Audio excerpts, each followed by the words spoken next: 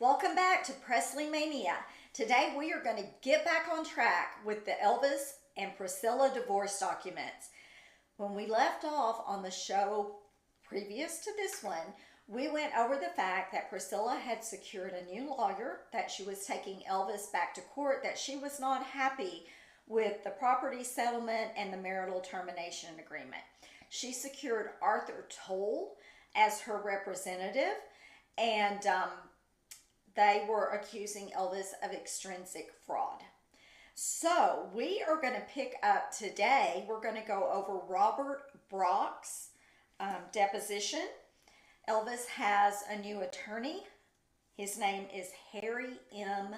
Fain. He was quite famous and he was quite good.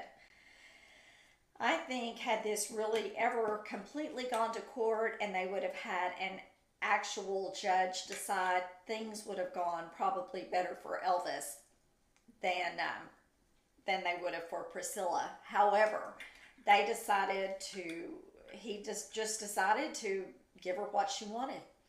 And that's just kind of how our guy was. So we're going to get started. We're going to go over the deposition of Robert Brock. And Robert Brock, for your reference, is the attorney when they signed the marital termination agreement and the property settlement agreement. It was Hook, Stratton, and Irwin. They were representing them. Priscilla had to have someone else, a separate attorney, go over her information. And she saw Robert Brock to have that done. And then she signed the documents, I believe, in his presence. And they got the ball rolling. Okay, so this is where we're picking up today. There will be a good bit of reading, but in order for you to get the whole context of what's going on and what happened, I don't see any other way around it. So, get ready. Okay, here we go.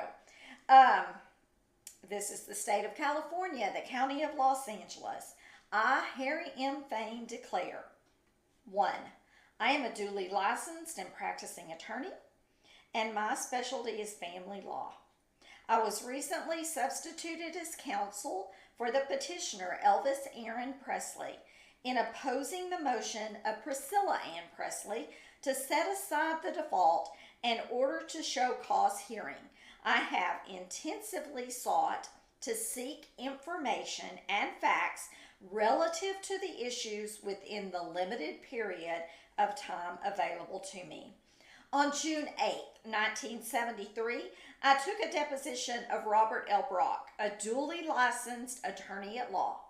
Mr. Brock consulted and independently advised Priscilla Ann Presley on August 15, 1972, in connection with her execution of the marital termination agreement and the property settlement agreement. Okay, that was his statement as to what he was going to start doing. Okay, so we are about to get into Robert Brock's deposition. So if you guys are a little lost, you might want to go back and refresh your memory with the last video. If this is the first one that you have seen, go back and watch the other two and then come back and join us for this one because you might get a little lost. Okay, here we go. Deposition of Robert L. Brock. The deposition was taken by stipulation in my office, in Harry Fain's office, at 121 South Beverly Drive, Beverly Hills, California, at which time and place Mr. Arthur Toll, representing the respondent, Priscilla Ann Presley, was present. Mr. Brock testified essentially as follows. He was admitted to practice in 1947, at which time he became a commissioner of the Superior Court.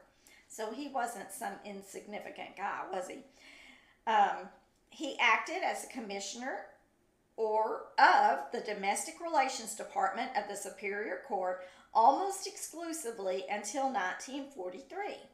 Since 1954, he has made a specialty of domestic relations law, which takes up approximately 95% of his practice. Before August 15, 1972, He had no legal or professional relationship with Priscilla Ann Presley. Prior to August 15th, 1972, he was requested by Messrs. Hook, Stratton, and Irwin to consult with Priscilla Ann Presley concerning a marital termination agreement and property settlement agreement. Mr. Brock met Priscilla Ann Presley in his office on August 15th, 1972, prior to which time he had received and reviewed a property settlement agreement and a marital termination agreement. Before engaging in any discussion with Priscilla Ann Presley, he wrote out a letter in longhand and asked Priscilla Ann Presley to sign the letter after discussing the same with her. The letter signed by Priscilla Ann Presley reads as follows. I acknowledge that I was referred to Mr. Brock by my husband's attorneys and that my husband has agreed to pay his fees. Further, that I am satisfied with the proposed agreements and do not desire Mr. Brock to conduct any investigation relative to my husband's assets or income. The sole purpose of the consultation was to have an independent explanation of the meaning and effect of the said agreements. Following the signing of Exhibit 3, the following questions were asked and answers given. Okay, here we go, y'all.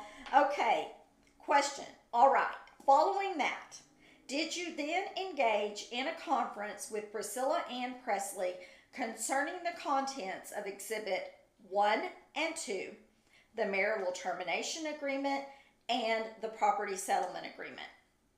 Okay, Robert Brock's answer. The first thing I told her is I wanted her in my presence to read both of the documents and then to ask me questions she had. And when she had read them, if she did have other questions, I would answer them. If she didn't, I would explain what the document meant. Question. All right. Then in your presence, did she read the documents? Answer. Yes, she did. Question. After she read them, did she ask any questions? Answer. She didn't ask any questions that I recall. Question. Did you? Answer. I did. Question. All right. Did you ask her if she knew what the papers meant? Answer. Yes, I did. But I also asked her other things. Question. All right. Then would you tell me what you asked her or said to her? Robert Brock's answer. Well, one of the first things I asked her, I can't tell you the sequence. I asked her if she understood fully that the support that she was to get here could not extend beyond the period of the time set, and if she understood that it terminated as provided in the spousal support section, and she said she did.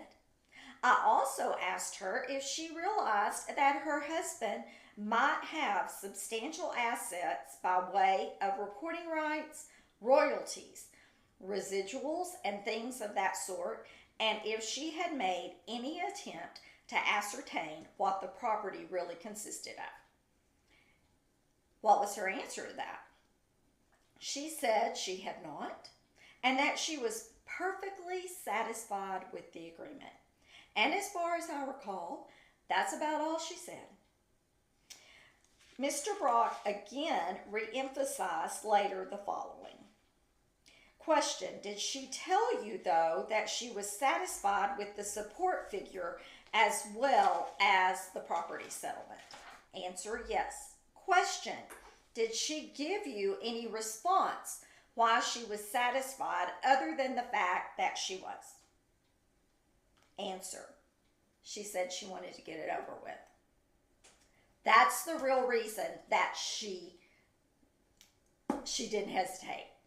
She was on a mission. She was ready to get out of town with Mike Stone. She wanted to set up herself, get ready. She thought that, everything was good and hunky-dory. And so she wanted this thing done. So that was the answer she gave. Mr. Brock proceeded to tell her that he felt that although there wasn't any probable tax consequence, he wanted a supplement to the agreement to assure that there would be no tax liability to her. He prepared such agreement and called Mr. Hook Stratton, who approved such supplement. In concluding, I asked Mr. Brock the following questions to assure that no undue influence or pressure was created, and those answers were given. Did you form any opinion or observe that Mrs. Presley, at the time she saw you, was under any emotional pressure or tension? Answer, no. I did not form an opinion or form that opinion. Question, what was your opinion in respect to her knowledge and understanding of the matters that she was agreeing to? Answer, there was no question in my mind. She understood what she was agreeing to. Okay, you remember in Priscilla's declaration, she said that she didn't know anything, that she didn't know how much the houses were worth. She didn't know what Elvis's royalties were. She knew, basically, she pleaded ignorance to all of that.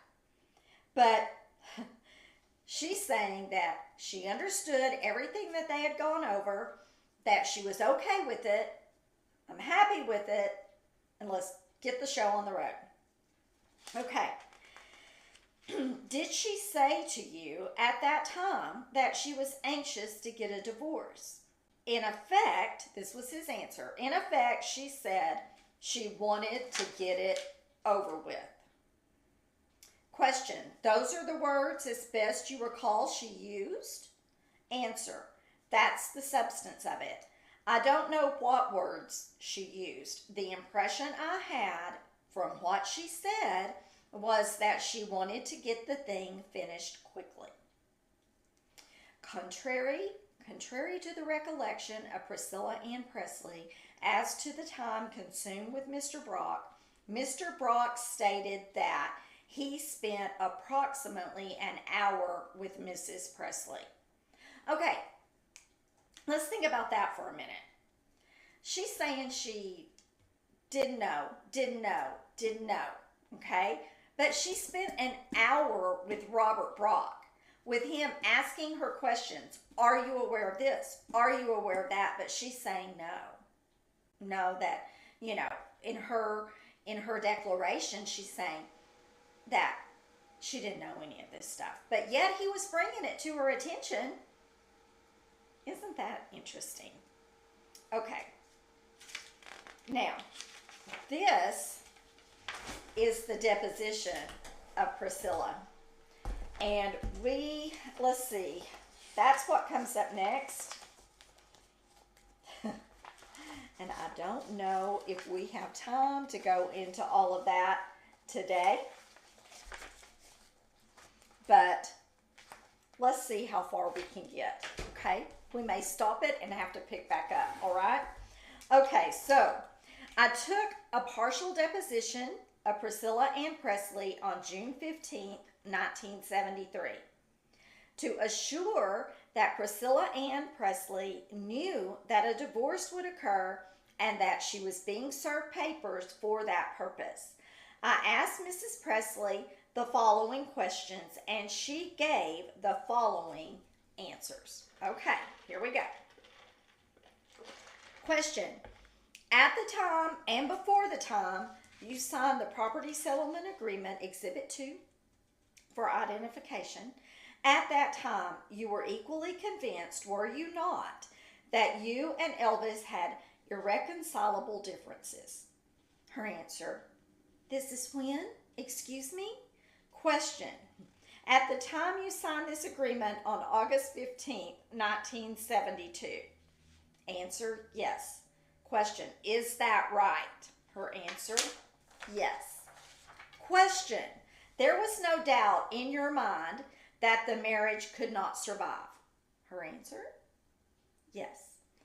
Question, at this time, was there any doubt in your mind that you wanted a divorce? Answer, no. Then he asked her, "You told that to Elvis, didn't you?" Answer, "We discussed it. We didn't tell each other. We just discussed a divorce." In discussing the answer, we both agreed on a divorce. So then he asks her, "You both agreed there would be a divorce?"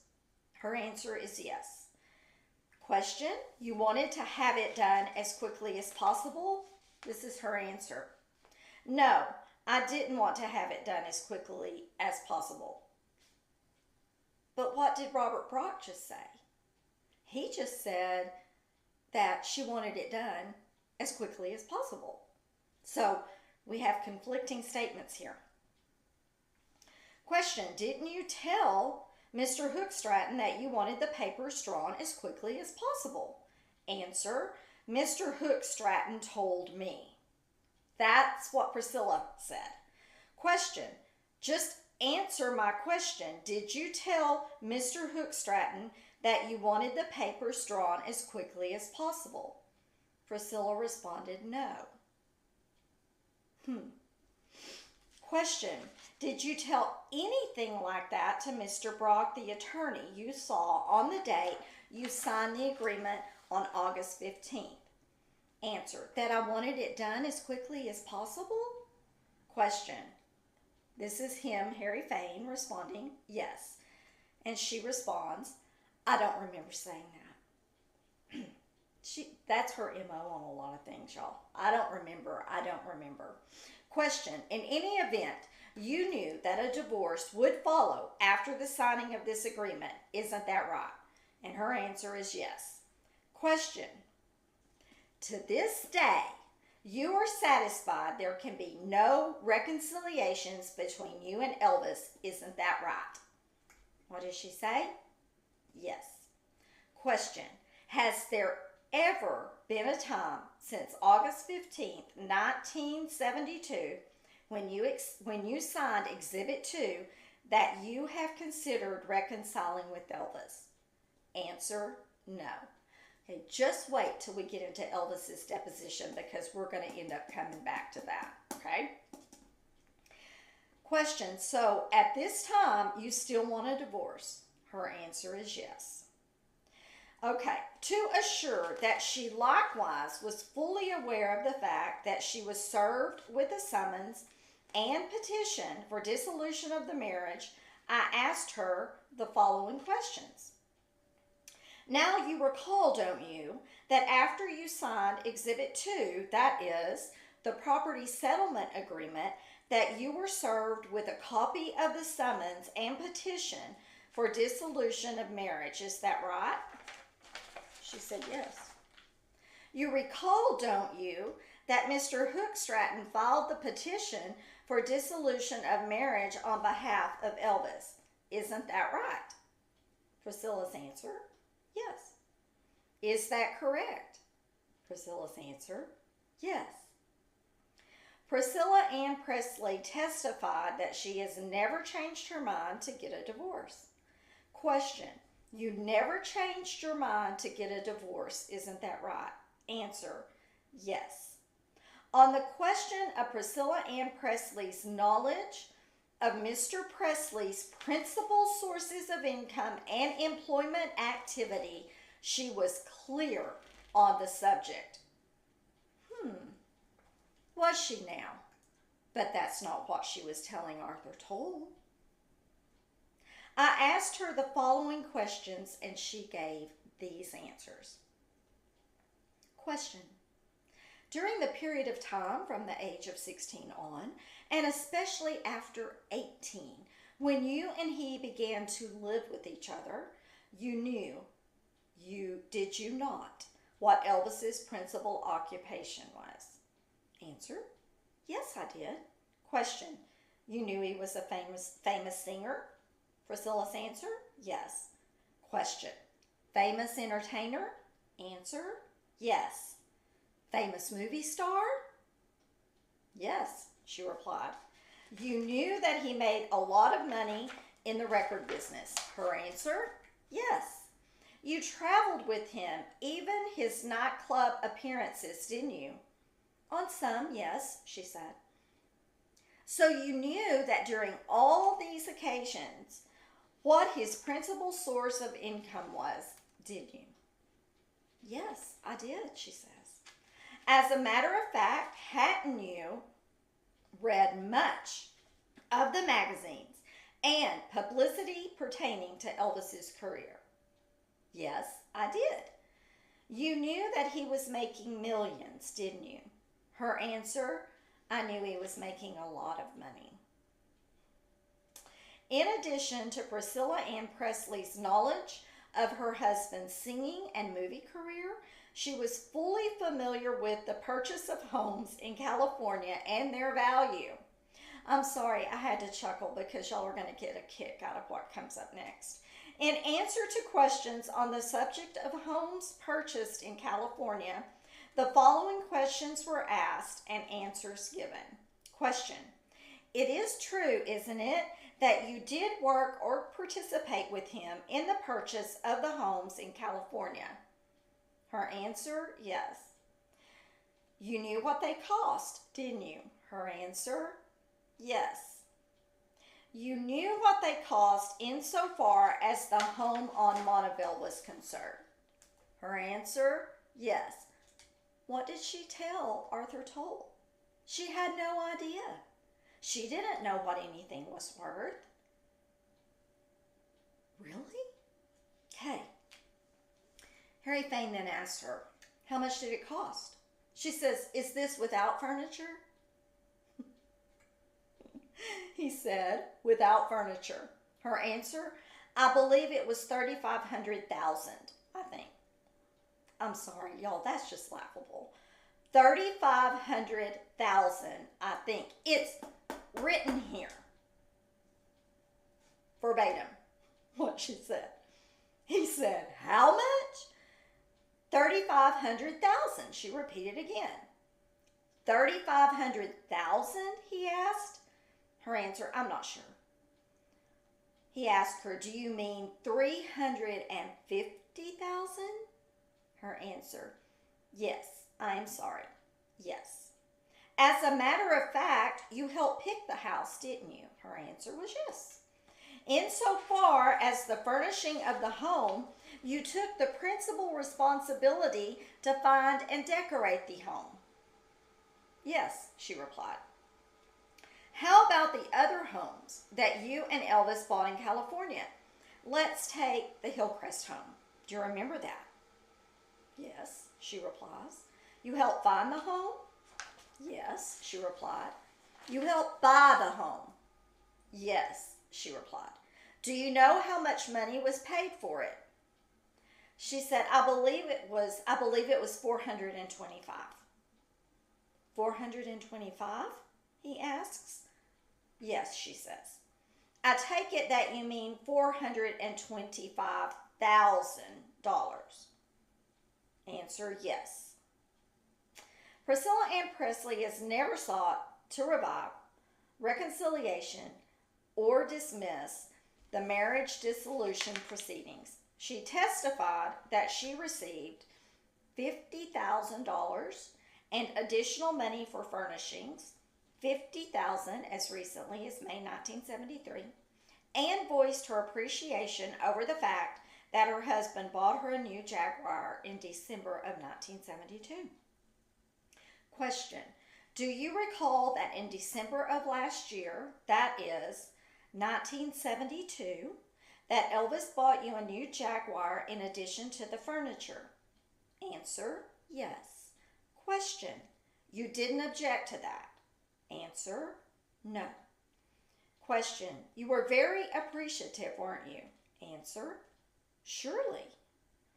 Again, to be sure there was no mistake or misunderstanding about the default that was entered for purposes of obtaining a dissolution of the marriage, I asked her the following questions and she gave the following answers. Question: at any time since August 15th, 1972, did you ever tell Elvis that you wanted to reconcile with him? Her answer: no. Like I said, wait for Elvis's deposition. Question, have you ever told him that you wanted to stop the divorce proceedings? Answer, no. Question, have you ever told Mr. Hookstratton that you wanted to stop the divorce proceedings? Answer, no. Question, you still want the divorce? Her answer is yes. On the subject of marital termination agreement and property settlement agreement, after a period of separation in July 1972, Priscilla Ann Presley testified that Elvis Presley had suggested to her that they come to an agreement. At their home on Monteville in Beverly Hills in July 1972, she testified that her husband had suggested a property settlement figure of $100,000, to which Priscilla Ann Presley testified as follows. Question, what did you think? Answer, I said yes, that was fair. He said, I think that is fair, don't you? I said, yes, that's fair. Again, I asked her on page 60 the following question, and the following was given. Let's see. All right. He asked another question.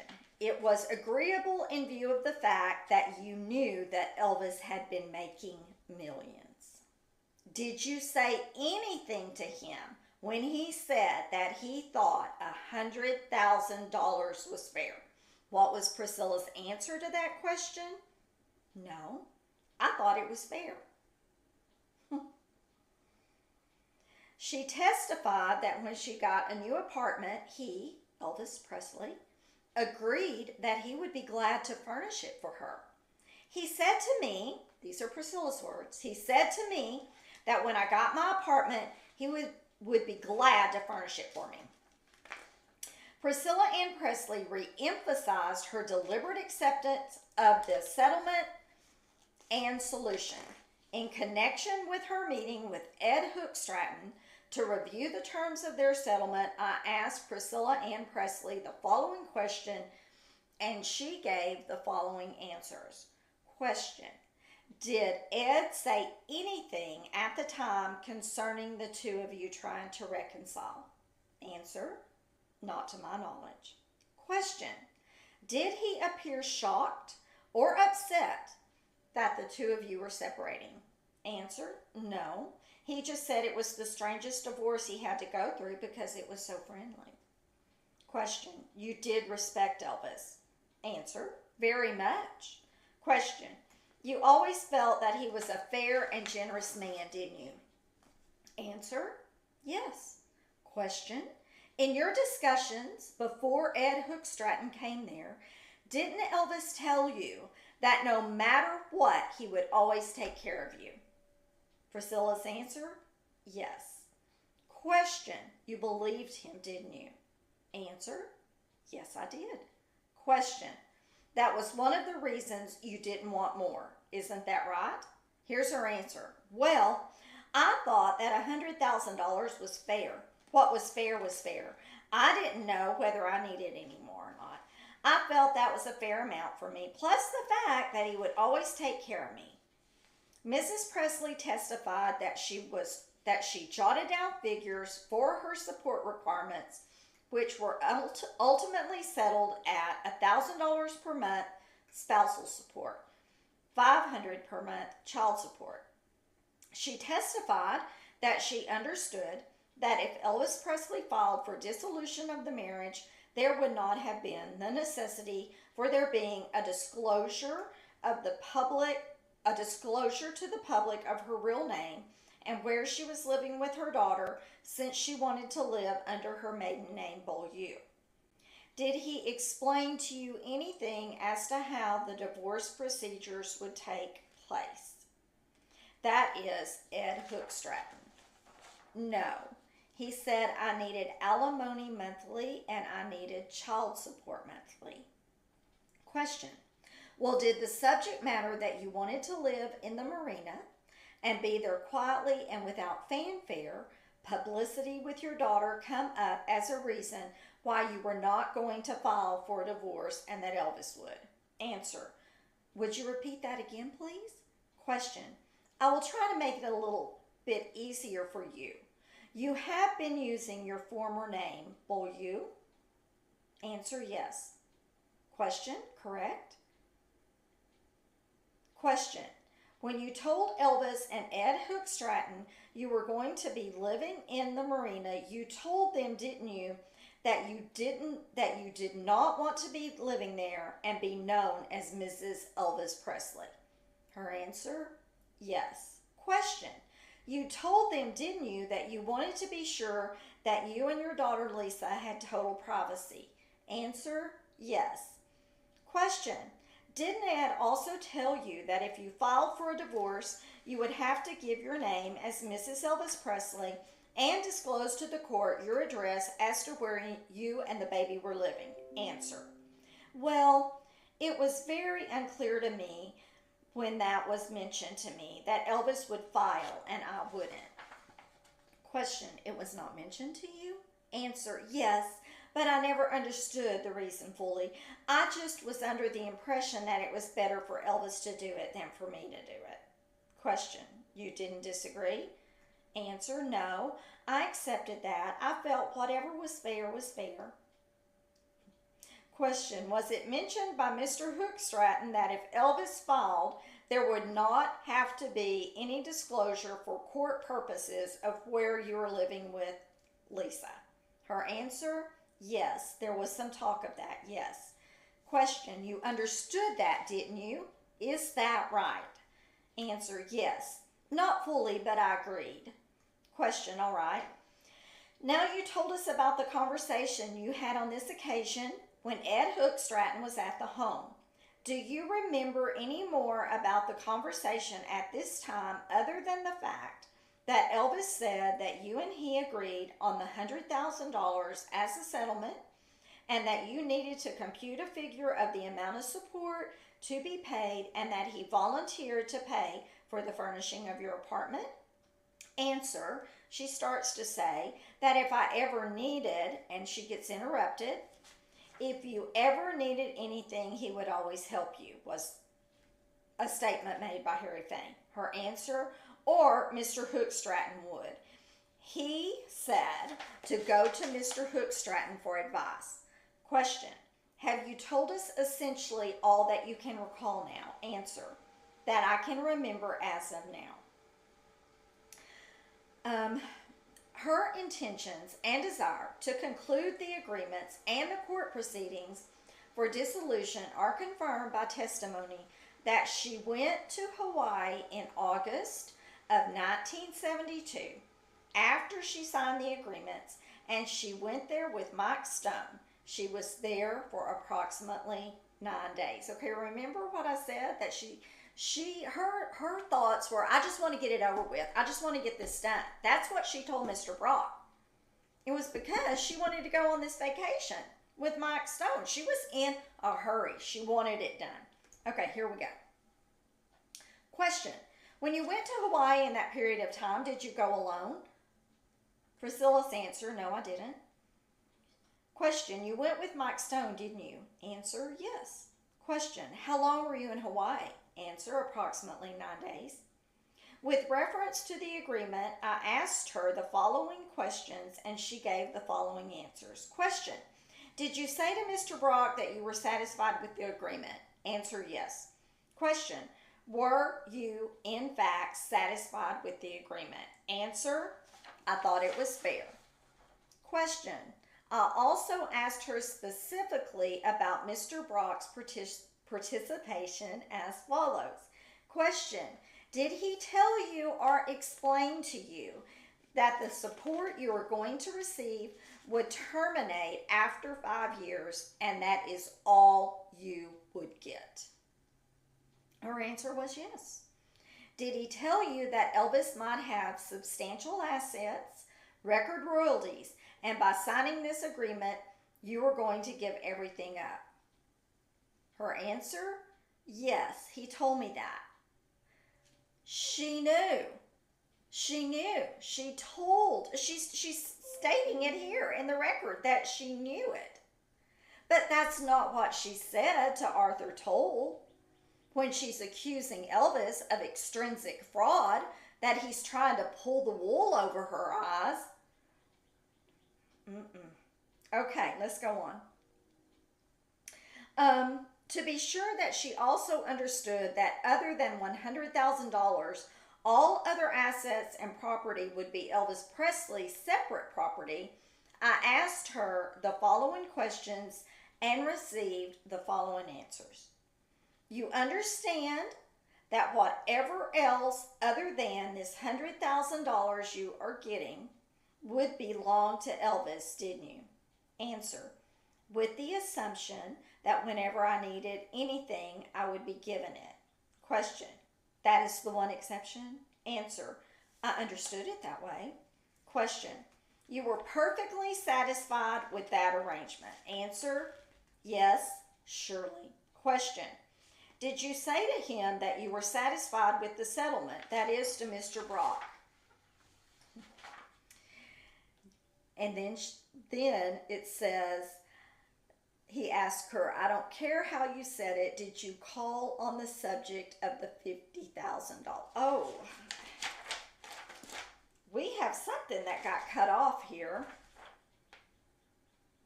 Okay, the next question, sorry y'all. The next question is, I don't care how you said it.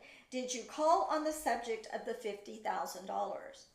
I believe, Priscilla's answer is, I believe the $50,000 was sent to Mr. Hookstratton, and he in turn probably called me and said that he had the money.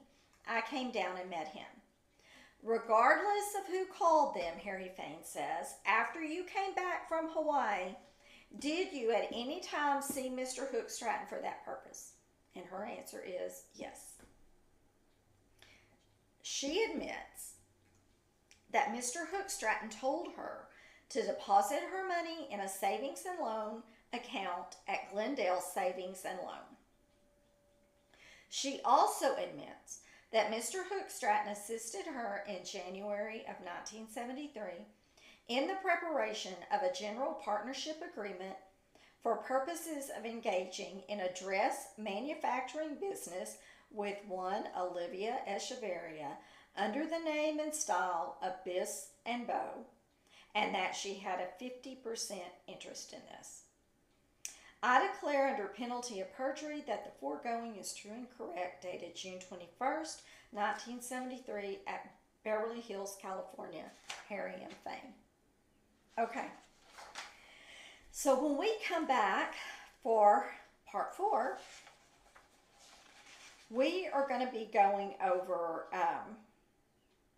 Elvis's declaration. And you do not want to miss that. I didn't spend a lot of time discussing each individual thing because I feel it's really quite self-explanatory. So I hope you enjoyed this segment. I hope that you will continue to tune into my shows.